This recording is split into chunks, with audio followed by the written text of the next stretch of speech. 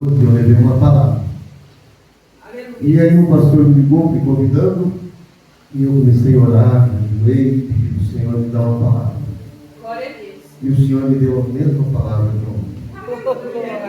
E eu tentei fazer algum trabalho diferente, mas Deus me direcionava para essa palavra. Então, os irmãos lá da cena, eu peço perdão, mas Deus pediu que eu trouxesse a mesma palavra hoje. Tinha até escolhido um outro tema, mas enquanto eu meditava, a palavra vinha a mim. Nós vamos fazer uma leitura, então, convido os irmãos a ler comigo, em 2 Reis, no capítulo 5, no versículo 1. Nós vamos ler o primeiro, o segundo e o terceiro, para não tomar muito tempo dos irmãos. 2 Reis, capítulo 5, no versículo 1 ao versículo 3. Glória a Deus. Queria agradecer ao pastor que me convidou, a pastor José, todo o carinho. Quando nós vemos aqui, parece que nós estamos entrando na nossa casa.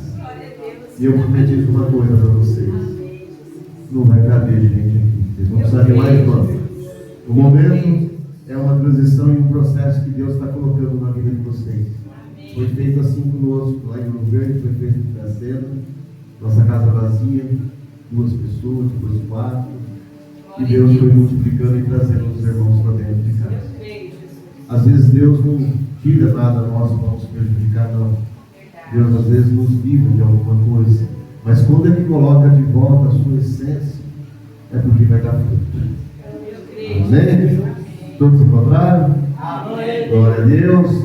Naamã é curado da lepra. E Naamã, chefe do exército do rei da Síria, era um grande homem diante do seu Senhor, e de muito respeito, porque por ele o Senhor dera livramento aos sírios, e era este varão homem valoroso, porém leproso.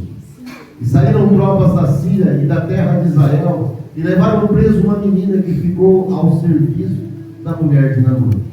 E disse esta a sua senhora: Oxalá que o meu Senhor estivesse diante do profeta que está em Samaria, e ele o restauraria da sua veste. Amém? Amém. Pode sentar, irmãos. Glória a Deus. Aleluia, Jesus. Aleluia, Deus. Bendito Jesus. 7 vezes no Jordão, e o milagre não estava lá, estava na obediência. Ele tinha tudo que o mundo chama de sucesso: comandante, guerreiro, respeitado no processo. Mas por baixo de uma farda havia um segredo cruel, uma lepra por dentro que ninguém via.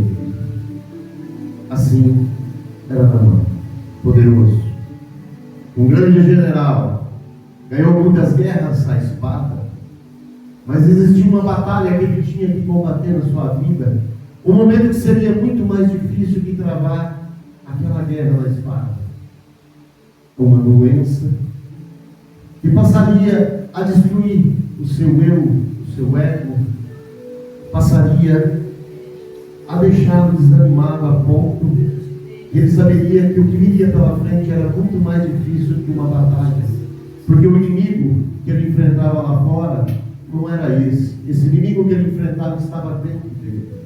A agonia já te pegava. Por alguns momentos, Naamã era respeitado, temido por todos. Aqui nesse mundo ele era idolatrado, as pessoas o temiam como grande general de guerra. Havia feito grandes vitórias, e em uma dessas vitórias ele levou uma menina cativa, levou a menina a ser serva da sua esposa como escrava. E essa menina não tinha nada, não tinha pai, não tinha mãe, não tinha mais o povo. Ela apenas servia a senhora, que era a esposa de Naamã. Algumas coisas mudam na vida da gente.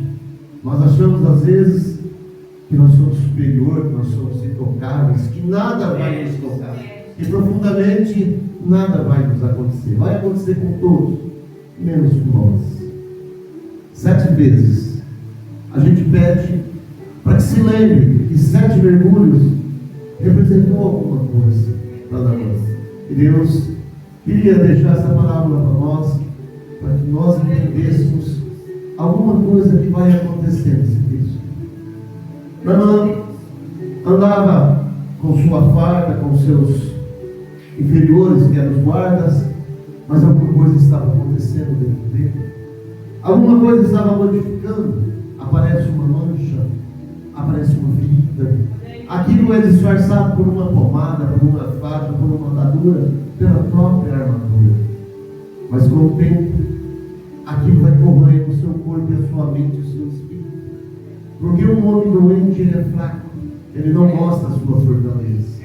E as pessoas que estão ao lado dele vão sentir uma diferença.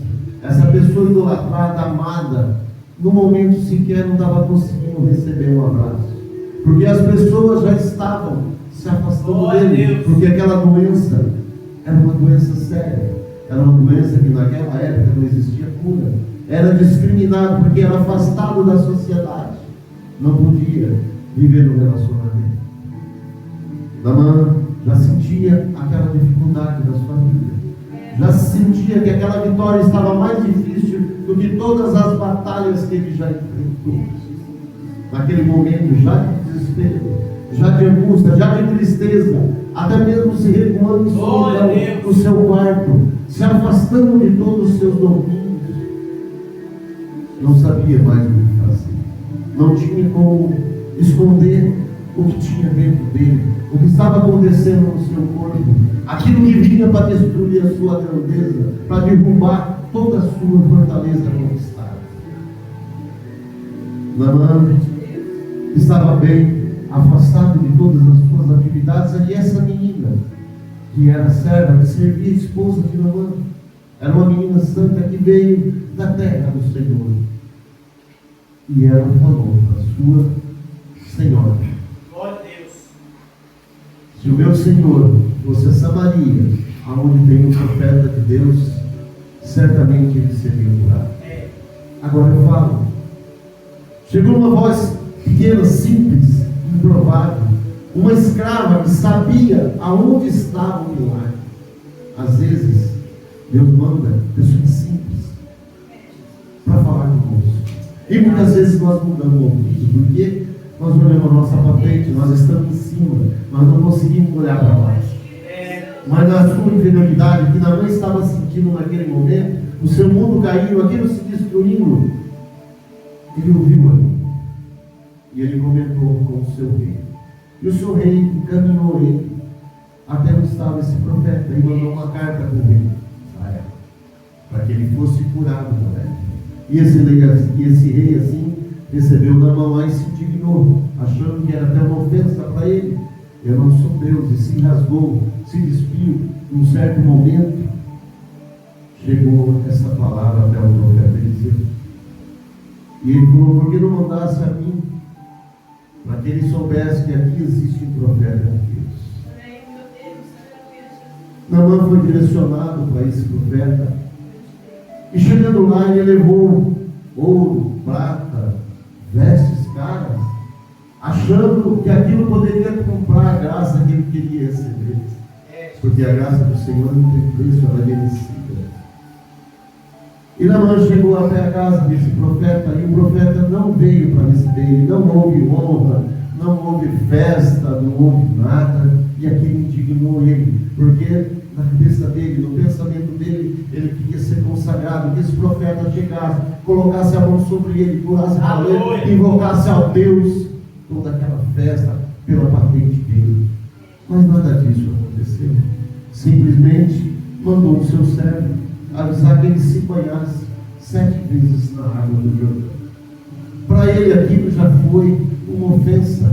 Logo eu, o general, conceituoso, me banhar numa água barrenta, não posso me banhar nos rios lá de Limpo, da Síria, teria que ser aqui. E aquilo indignou ele. Imagino ele chegando na beira do Jordão, olhando para aquele rio de água suja, e não tendo coragem de entrar, porque estava com raiva do processo que ele teria enfrentado. Mas um dos seus servos aconselhou que ele entrasse. Se te pedissem alguma coisa simples, você não faria. Perdão, se pedissem alguma coisa difícil, você não faria. Quanto mais uma coisa simples. E aquilo foi arrastando ele lentamente para aquela água. Ele se sentiu indignado porque ele achou que ele merecia coisa melhor. A gente tem esse problema. O orgulho vem, a gente acha que é melhor que os outros. Mas para Deus, o que manda é a simplicidade. Porque Ele queria um espetáculo à altura da sua fama. Um profeta que viesse com cerimônia, um drama, mas Eliseu nem saiu, só mandou a instrução: vai ao Jordão 7 vezes, simples assim, e mergulhe. E Naamã entrou naquela água. No primeiro mergulho ele está com raiva. No terceiro pensou em desistir. No quarto alguma coisa quebrou dentro dele. E no 7º mergulho ele desceu e subiu, não como general, mas como filho de Deus. Naquele momento o seu orgulho foi quebrado. Naquele momento alguma coisa foi transformada dentro dele. Você tem uma lepra. Não precisa ser na pele, às vezes é no vício, às vezes é na família, às vezes é no trabalho, e você não sabe como lidar com isso, porque às vezes você espera uma coisa grande, uma coisa bonita, mas não precisa ser assim. Você pode procurar as coisas mais simples, é onde Deus vai te tocar, é onde Deus vai te curar. Deus diz uma coisa: só desce, não precisa ser bonito, só precisa ser obediente. A palavra do Senhor veio a Naamã. Então eu imagino, no 7º mergulho, quando ele renasceu, já não era mais um general. Ali tinha caído a sua armadura, a sua pose, tudo que ele tinha de maior, mas se sentia melhor que os outros, foi quebrado. Através do mergulho, ele teve obediência ao Senhor e ele foi curado da lepra. Sua pele chegou como a pele de uma. A mensagem que nós temos para esse texto é muito simples. São 7 mergulhos. O primeiro é da humildade. Você tem que mergulhar na água suja. Você tem que seguir o que Deus te mandar, para que o seu orgulho seja quebrado. Não é você que determina, é Deus. Deus te dá o processo e você obedece. Deus te dá a oportunidade e você aceita. Deus te revigora pela vida, mas você tem que aceitar o que Deus determina para você fazer. Naquele momento, o orgulho foi quebrado e ele conseguiu se restabelecer. No segundo mergulho da fé, tinha que persistir no processo, mesmo quando aquilo parecia ridículo para ele, mas era um processo e era obrigado a fazer parte desse processo. No terceiro mergulho da obediência, ele tinha que seguir o que Deus tinha mandado para ele. No quarto mergulho da perseverança, ele tinha que continuar. Então eu acredito que no quarto alguma coisa foi quebrada dentro dele. O orgulho já começava a ficar debaixo d'água. Começava a nascer a preocupação também. Será que eu vou conseguir? Será que vai dar certo? Essa é uma coisa que Deus não permite. Nós temos que mostrar a nossa fé. Nós temos que mostrar que nós somos crentes em Deus. E o que Ele determinar vai ser melhor para nós. E se você tiver fé, a sua cura vai chegar. Aleluia. No quinto mergulho, a purificação foi o início de uma limpeza dentro dele, não só no corpo, mas uma limpeza na alma, no espírito, para que ele quebrasse aquele orgulho e se tornasse uma pessoa melhor. Já no sexto mergulho, já estava vindo a transformação dentro dele. E no 7º mergulho, Naamã emergiu curado, a renovação. Nasceu um novo homem naquele momento. Mas Deus trabalha de forma diferente. Ele trabalhou por aquela menina, trabalhou por aquele soldado, porque a glória de Deus ali estava sendo consagrada. Aquela menina também estava sofrendo um processo de reconciliação com a fé dela, um processo em que ela estava sendo usada pelo Senhor, que através da palavra dela um milagre aconteceu. Assim nós profetizamos para alguém quando Deus determina. Assim nós temos que levar a palavra quando Deus pede para entregar.